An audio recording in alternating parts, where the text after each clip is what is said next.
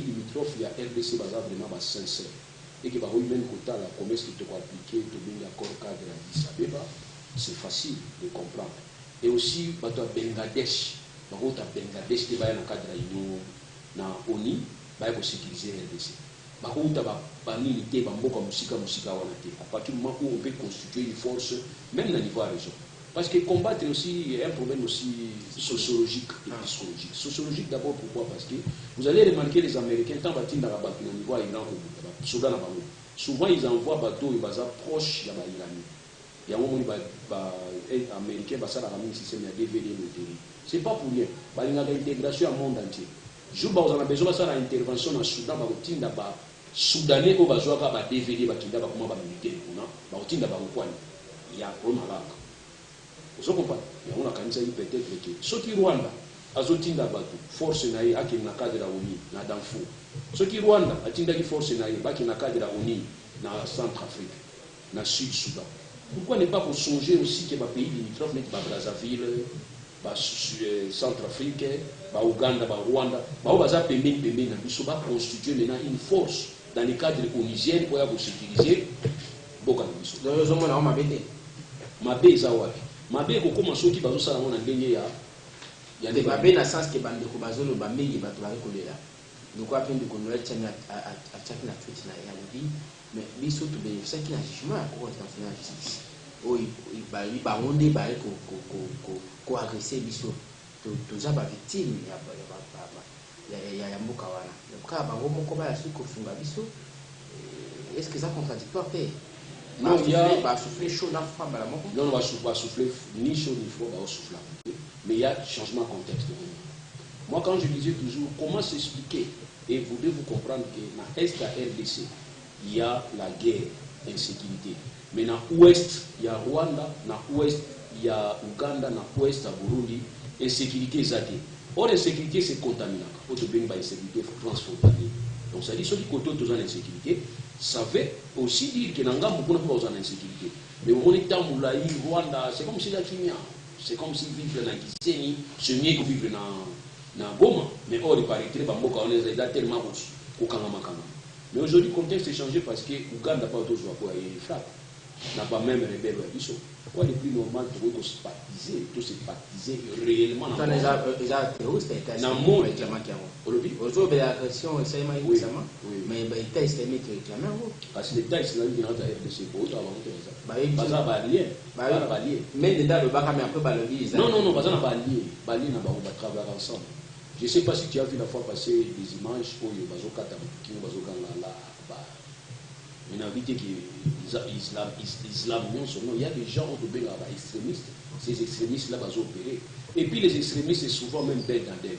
Tant qu'il y a en Afrique, il a choisi de vivre dans le Soudan parce que le Soudan a une insécurité. Tant que vous savez que ici, il y a une insécurité, il y a des Syrie, il y a côté de parce que les gens qui sont tranquilles, ils sont contrôlés. Donc, on va dire tout possible dans ces cadres-là. Donc, pour la solution, la solution pour la situation est comment calme la STRDC. Les alliés, au-delà de l'état de siège, déjà, ils échec parce que ça lui appelle la NATO ougandaise. Ça l'appelle la NATO ougandaise. Ça lui appelle ou bien Ougandais, le président de la République pense qu'il faut un dimango. Mais il faut au départ. Mais il faut au départ, ça lui appelle. Les abus de sali bango appel ba ya obe ba mi sali appel bazoya na pêche au contexte où tu connais ba comme comprendre que dans la RDC faut se transporter petit par bango ça aussi c'était notre souhait comme ça tous a besoin de problème au-delà ba réaction on a dit certainement des lignes qui na bande comme sur azado ba position na bango parce que banga ite bande ko na bazali pointer de quoi ba agresseur ça c'est notre dossier tout le cas régler en haut du part ceux qui va condamner bango pour un contexte ba ya ki na ndenga ya mugulu et qui n'a pas condamné, il va faire solar, va faire solar, il va d'accord. Mais vous voulez nous dire que si on va condamner voisin, il faut vivre dans chaîne de défaillance. Non, ce qu'il faut évoluer. Moi je suis dans ce sens-là. Donc, imaginez ONI, et la plus grande force onisienne dans le monde va dire dans la RDC. Ils ont sympathie. Alors le problème c'est quoi? On me pose des questions, guerre à nos amis. Ça veut dire guerre asymétrique. Mais je vais dans tes amis. On combat toujours Bunganani. On combat qui? Et qui nous combat? C'est ça le vrai problème. Alors, comme on a un niveau pour Bagero, Ouganda va sentir qu'on peut frapper, il y a AFDF. Nous avons souhaité à monter, mais nous avons bien. Parce qu'en ce moment-là, nous avons tout tout fois, nous avons réglé le problème. Si c'est eux le problème, parce qu'il faut faire ça.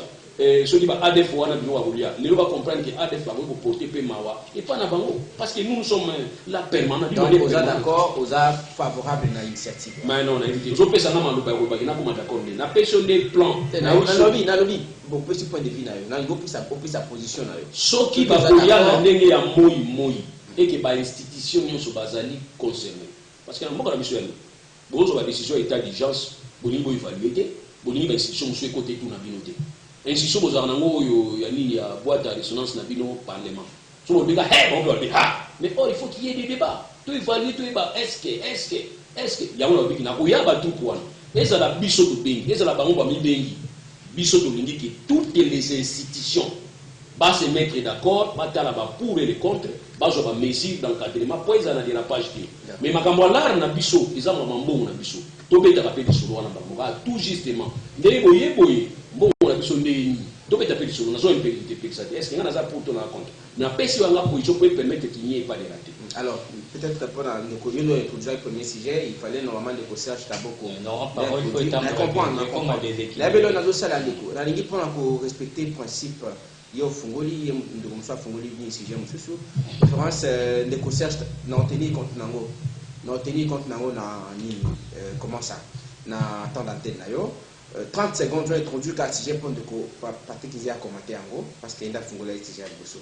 Mais je vais beaucoup de temps, je vais écolo, je vais 30 secondes, je vais introduire le sujet.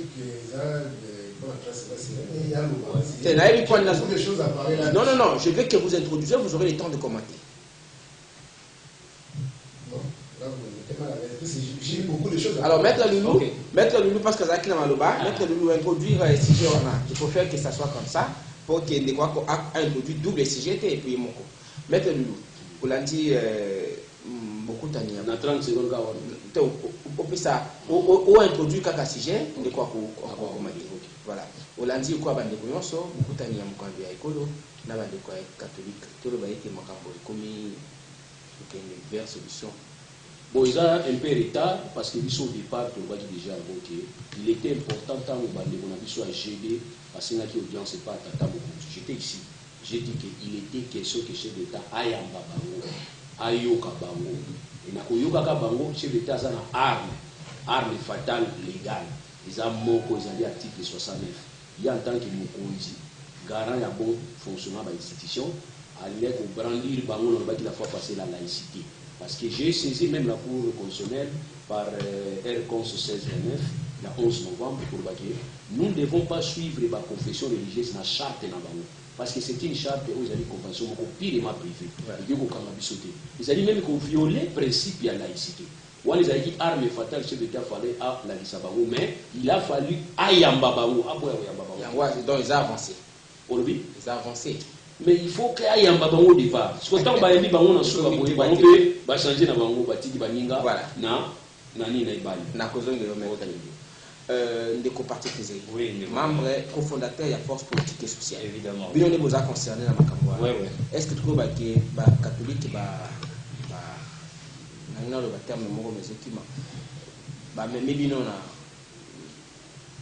non, loin de là. Donc, Bisso d'abord, les forces politiques et sociales, tout s'engagea sur une déclaration où ils allaient qui le 24 octobre 2021, ils allaient constituer à 9 points, n'est-ce pas? Et au cours il y a 9 points, on a tous allés décrire situation, nyonso où il y a blocage, et il y a action où tu annonces qu'il y a action de grande envergure où tu banda. Celui que Mokonjamboka, avant que Mokonjamboka y a Mabango, ils avaient un chef de corps constitué, tout le monde, président Mbosso, le premier ministre, président Assélini, et pas un cardinal. Mais ils ont déjà collé ça, avec Nabango, il y a Kosuka. Parce que c'est ce même Mbosso, cette même Assemblée nationale, où ils sont tétaki, où Kendaki vite n'a pas entériné, notamment Denis Kadima, et le président de la République a confirmé sur ordonnance.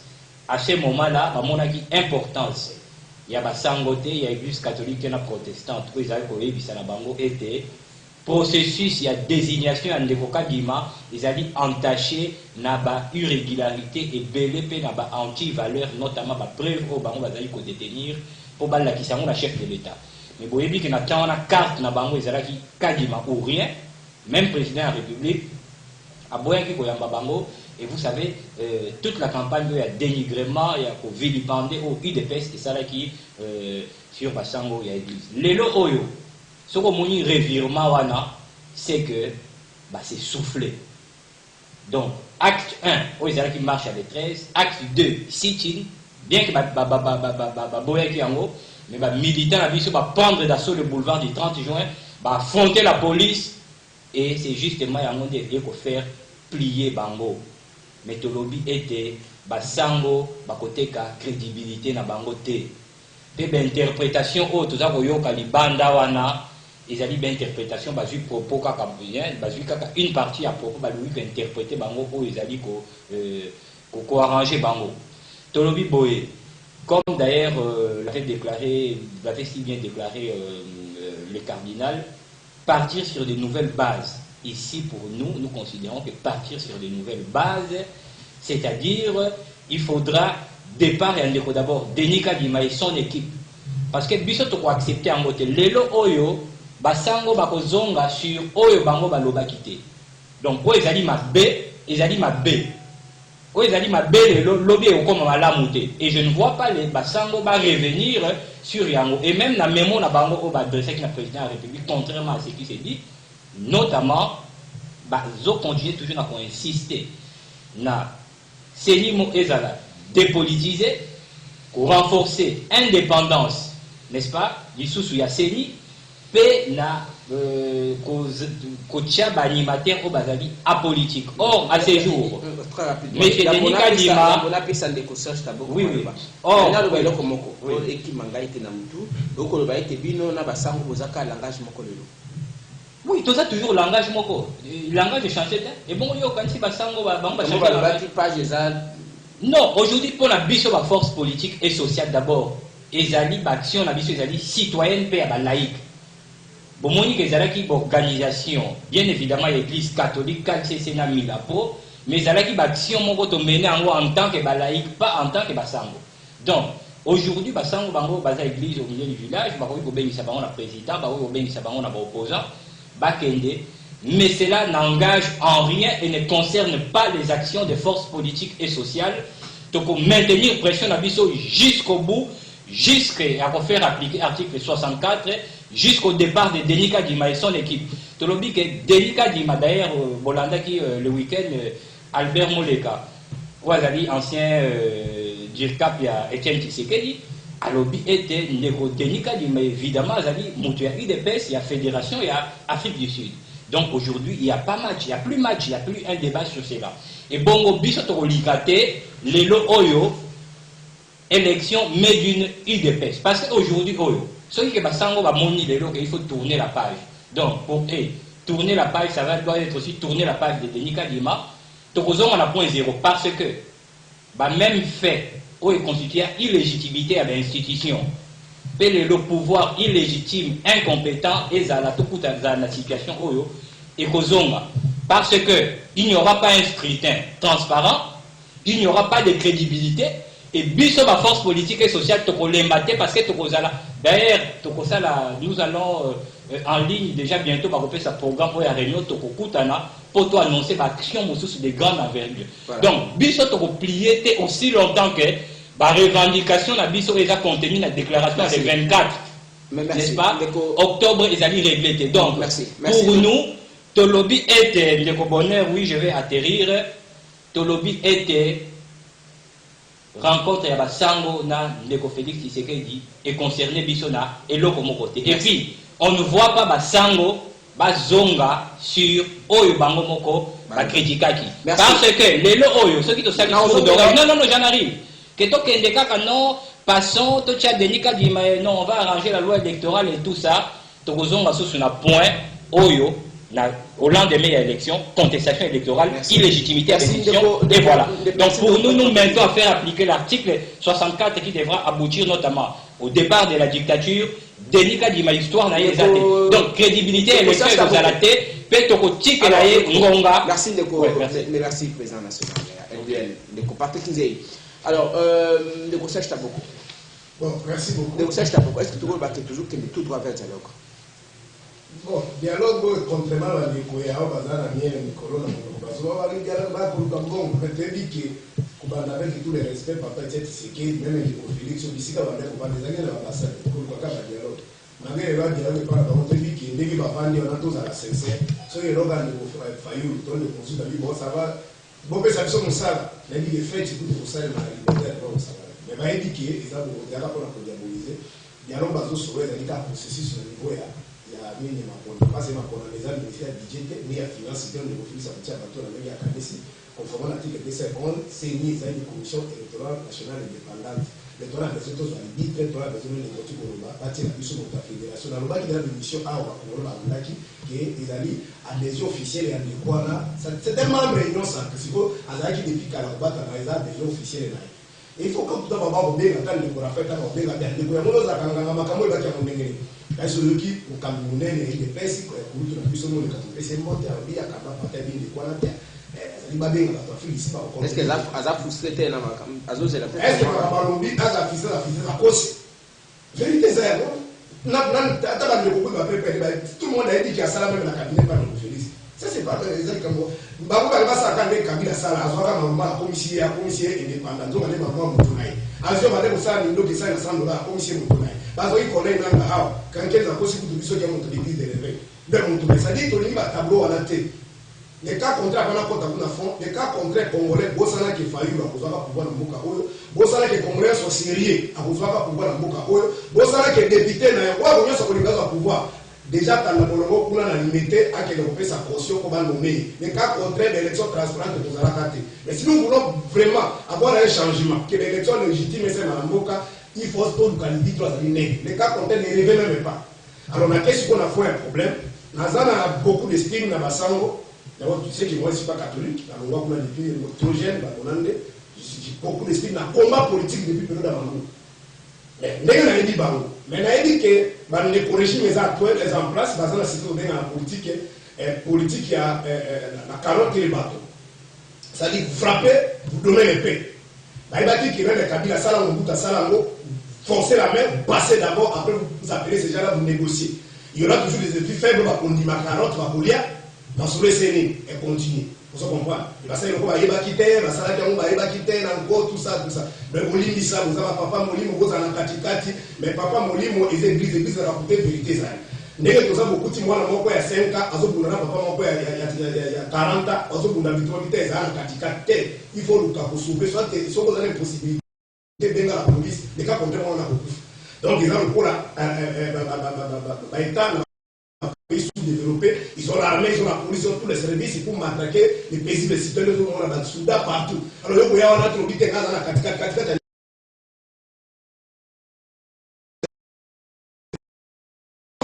Mais ceux qui va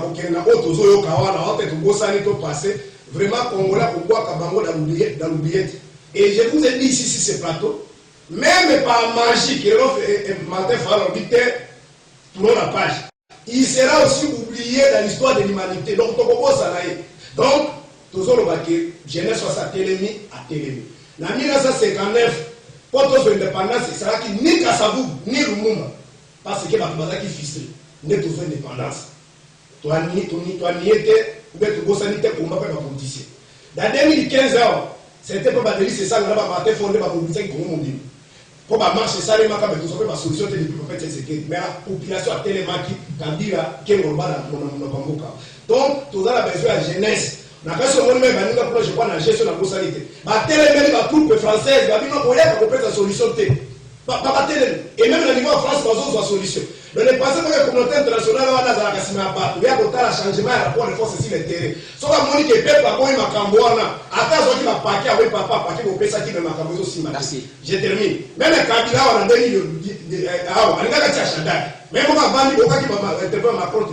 habito ici Kabila na vivre makamoni les ali papa tika maso et à ça il va stratégie na sala qui il a gagné son coup mais tout le monde dit que Kabila a gagné coup te pona koto toza ndenge kurutu mbonjambaki kinyo sacré ezali lokola lac mais na dit akosaki asaki peut-être il y a analyse mais biso to dit que opposition tout le monde lac ouais va kuzo bana papa ma hôtel château la page to quoi quand on a passé donc ça n'a rien à voir ça on est basé merci pardon un mot seulement même le peut-être ça n'est pas parce qu'on a show les pour qui demande pardon je sais que j'ai beaucoup de respect naïe mais c'est la pardon le salima et si vous demandez pardon ça dit implicitement vous donnez raison à Belokam. C'est-à-dire que tout ce que ces gens-là ont fait, on va dire raison, de vous avez menti à la population. Donc c'est très dangereux de dire des choses comme ça. Mon sœur, mon mari va faire l'église jusqu'à sa mort. Il n'a jamais demandé pardon. Bien au contraire, ces Kabila avec ces gens sont venus demander pardon. Encore que formellement, Yoki Mokalobi en bon côté.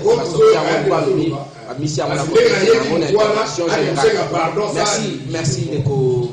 Serge Taboko, on a fait que ça analyste politique indépendant. Nous avons trouvé comme un est-ce que ça vraiment analyste indépendant à des gens peut-être officiels. D'accord.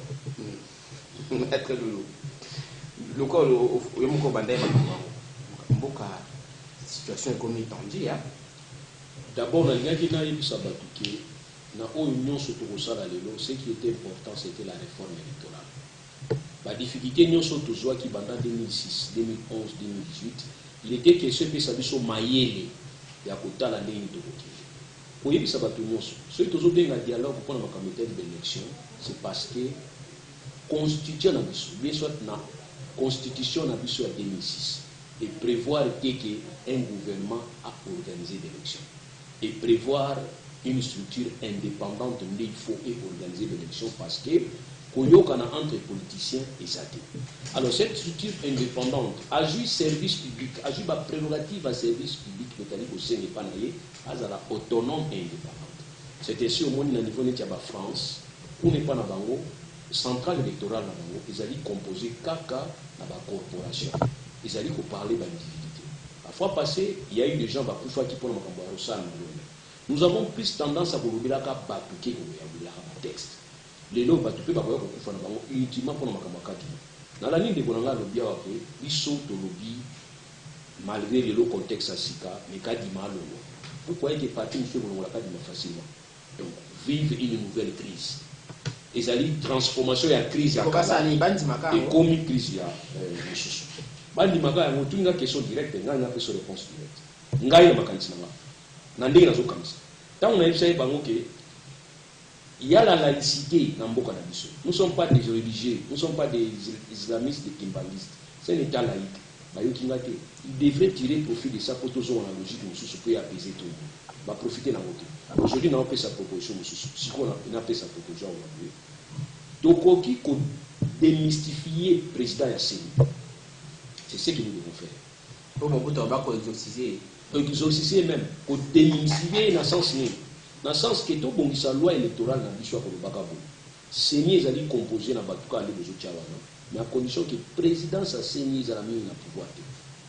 Donc pesa mingi président sa seigneur pouvoir. Il y a un moni kala là qui t'a entendu na berera kala 2006. Président seigneur comment il ondre Nzambe. Ba yende Nzambe. Mais hors de l'organisation nous sommes la démocratique. Mutu moko comme le rôle Nzambe. Il faut que plénière les organe suprême. Donc même au niveau assemblée nationale monaka.